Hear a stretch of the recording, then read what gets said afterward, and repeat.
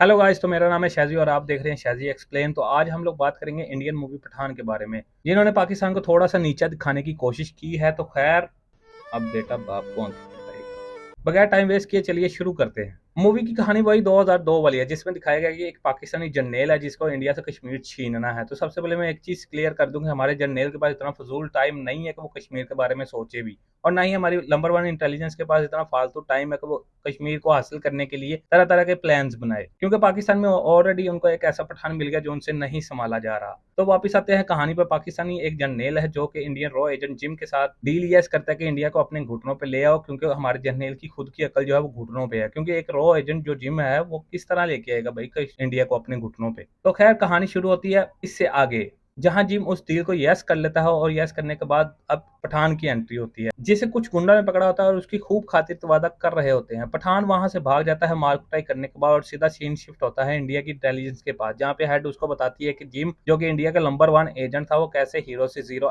Hero से villain बना। Scene जो है वो शिफ्ट होता है जिम की स्टोरी लाइन पे, जहाँ पे दिखाया जाता है कि जिम को उल्टा लटकाया गया है तंदूरी मुर्गी की तरह, और उसकी आंखों के सामने उसकी बीवी को गोलियों से भून दिया जाता है, जिसका बदला लेने के लिए अब वो इंडिया की नंबर वन इंटेलिजेंस के साथ पंगा ले लेता है। उसके बाद सीन जो है वो शिफ्ट होता है पठान पे, और उसे पता चलता है कि जिम का साथ देने वाली एक आईएसआई की एजेंट है जिसका नाम है रुबई। तो बस फिर क्या, पठान साहब जुड़ जाते हैं उसको फंसाने के लिए, और फंसाने के चक्कर में वो खुद ही फंस जाते हैं। तो खैर, वहां मार कुटाई करने के बाद वहां से भागने की कोशिश करते हैं, इसमें वो कामयाब भी हो जाते हैं, और रुबई को एक गोली लग जाती है। ड्रामा पठान को मुकम्मल अपनी जाल में फंसाने के लिए ये भी उसका ड्रामा होता है, तो वो गोली खा लेती है उसके चक्कर में। उसके बाद सीन शिफ्ट होता है उनके होटल के कमरे में, जहाँ पे उसको बताती है कि जिम का जो प्लान है वो बहुत ही खतरनाक है। वो कोरोना से भी ज्यादा खतरनाक एक वायरस बना रहा है, जो कि इंडिया को अपने घुटनों पे लाने के लिए बहुत ही ज्यादा काम कर सकता है।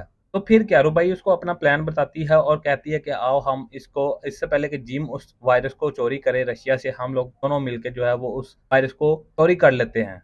हमारा पठान भोला भाला सीधा साधा सा बस उसकी बातों में लग जाता है, और उसके बाद दोनों भाग जाते हैं वायरस चोरी करने के लिए। उसके बाद क्या होता है जी, वायरस रुबई के हाथ में आ जाता है, और रुबई पठान का काट देती है।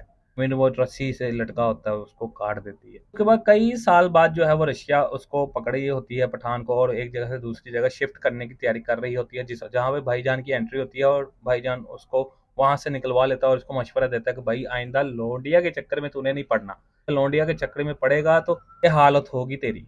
उसके बाद दोबारा रुबई से मुलाकात होती है, और रुबई उसे बताती है कि जिस तरह मैंने तुम्हारा काटा था उसी तरह जिम ने मेरा भी काट दिया है। तो अब हम दोनों मिलकर जो है वो जिम से वायरस चोरी करेंगे, और चोरी करने के बाद उसको लेबोरेटरी में लेके आएंगे, और उसके ऊपर जो है वो एक्सपेरिमेंट करेंगे और पता करेंगे कि ये वायरस असल में है क्या। तो दोनों प्लान बनाते हैं और प्लान में सक्सेस भी हो जाते हैं। सक्सेस वे जल्दी बोल, कल सुबह पनवेल निकलना। कामयाब कामयाब भी हो जाते हैं, और कामयाब होने के बाद वो वायरस को लेके लेबोरेटरी में आ जाते हैं, और जिसके ऊपर उन्होंने एक्सपेरिमेंट करना था वो वायरस उल्टा उन्हीं के ऊपर एक्सपेरिमेंट कर देता है, और जिसमें सारे के सारे साइंटिस्ट जो है वो मौके वारदात पे सारे के सारे फुड़क जाते हैं। फुड़क जाने के बाद जो है वो जिम भाई वीडियो कॉल पे आते हैं, और वीडियो कॉल पे आने के बाद उनको बताते हैं कि कश्मीर में तुम्हारा एक भी टैंक मुझे नजर नहीं आना चाहिए, और ना ही तुम्हारा वहां पे फौजी मुझे नजर आना चाहिए। अब मुझे एक चीज समझ में नहीं आती कि भाई तू इतना कश्मीर के लिए क्यों परेशान हो रहा है। जिनके लिए तू काम कर रहा है उनको इस चीज से कोई गर्ज नहीं है तो कश्मीर में क्या हो रहा है क्या नहीं हो रहा, वो अपना डीएचए डॉलर्स में खुश हैं, उनको किसी चीज से कोई मतलब नहीं है। तो खैर, उसके बाद पठान और जिम की दोनों की आपस में लड़ाई होती है, गुत्थम गुत्था होते हैं, तो दोनों को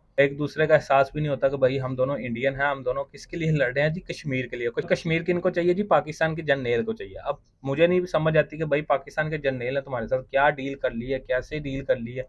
हकीकत में भी ये चीज एग्जिस्ट करती ही नहीं है, तो तुम लोग किस बिना पे दोनों इंडियन होके आपस में लड़ रहे हो। खैर, दोनों आपस में लड़ते हैं, और दोनों आपस में लड़ने के बाद पठान के हाथ में वो डेटोनेटर आ जाता है, जिससे वो डीएक्टिवेट करता है वायरस को, और वायरस को डीएक्टिवेट करने के बाद पठान उसको छत से धक्का देता है, और नीचे जिम साहब जो होते हैं वो खाई में गिर के फोत हो जाते हैं। तो फोत होने का मतलब ये है कि वो कश्मीर के लिए जान दे देते हैं, कश्मीर ही चाहिए था असल में उनको। तो इंडिया से एक गुजारिश है कि भाई अगर रियल में भी तुम लोग कश्मीर नहीं दे सकते तो प्लीज इंडिया में भी कश्मीर, मूवीज में भी कश्मीर दिखाने की कोशिश ना किया करो, और ना ही ये बताया करो कि पाकिस्तान को कश्मीर चाहिए।